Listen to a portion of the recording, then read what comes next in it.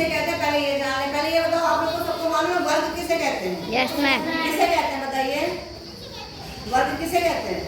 किसी भी संख्या को उसी संख्या से गुणा करने पर हमें वर्ग मिलता है। Very good. तो उन्होंने बिल्कुल सही बताया कि एक संख्या को अगर हम किसी संख्या से गुणा करेंगे तो हमें वर्ग मिल जाएगा। जैसे 5 को 5 से करेंगे तो क्या मिल जाएगा? 25 वर्ग हो गया। उसी तरह से घन होता है किसी संख्या को स्वयं से 2 बार गुणा करने से। वर्ग में हम क्या करते हैं? एक बार गुणा करते हैं, और घन में हमें क्या करना है? 2 बार गुणा करना है। ठीक है, तो किसी संख्या को स्वयं से 2 बार गुणा करने पर प्राप्त संख्या उस संख्या का घन कहलाती है। बात समझ में आ गई? Yes, ma'am. जैसे हम यहाँ करके देखा है आपको, 2 गुणे 2 गुणे 2। यहाँ पर 2 संख्या है और हमने इसको एक बार और 2 बार गुणा किया। तो गुणा करिए, 2 का पढ़ा 2 बार पढ़िए, कितना आएगा? 2 का पढ़ा 2 बार पढ़िए 4। 4 का पढ़ा 2 बार 8। तो 8 हो जाएगा। तो 2 का घन कितना हो गया? 8। इसी तरह से 3 को हमने 3 से गुणा करा 2 बार, तो 3 का पढ़ा 3 बार पढ़ेंगे, कितना होगा? 9। और 9 का पढ़ा 3 बार 27। 27। तो 3 का घन कितना हुआ? 27। फिर 4 का हम घन निकालेंगे तो 4 को हम 2 बार गुणा करेंगे। तो 4 का पढ़ा 4 बार कितना हुआ?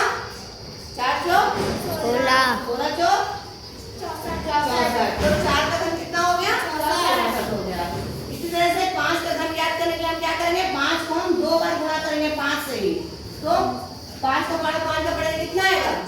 25। और 5 का 25 का पढ़ा 5 बार 125। तो 5 का घन कितना हो गया? 125। तो सबको घन समझ में आ गया? Yes ma'am. वर्ग और घन में अंतर समझ में आ गया? Yes ma'am. वर्ग में एक बार गुणा करना और घन में 2 बार। 2 बार। क्लियर? Yes ma'am. अब बात करते हैं घनमूल की। घनमूल क्या होता है? किसी दी गई संख्या का घनमूल वह संख्या होती है जिसकी तीसरी घात से दी गई संख्या प्राप्त होती है ना? यानी घनमूल वो बताता है कि किस संख्या पे 3 घात लगी है ना?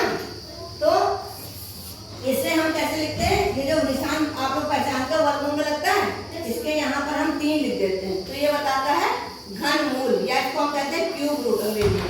ठीक है, तो जैसे ये क्यूब रूट है 125, तो इसको हमें क्या करना है? अब इसको निकालने का तरीका सिर्फ एक ही है, अभाज्य गुणनखंड के द्वारा। तो हमने क्या करा? 125 से अभाज्य गुणनखंड करे यहाँ पर। तो ये हो गया 5 और ये 25, फिर ये 5 और 5। तो इसको हम लिखेंगे क्या? यहाँ पे लिखेंगे हम क्यूब रूट 125 या घनमूल 125।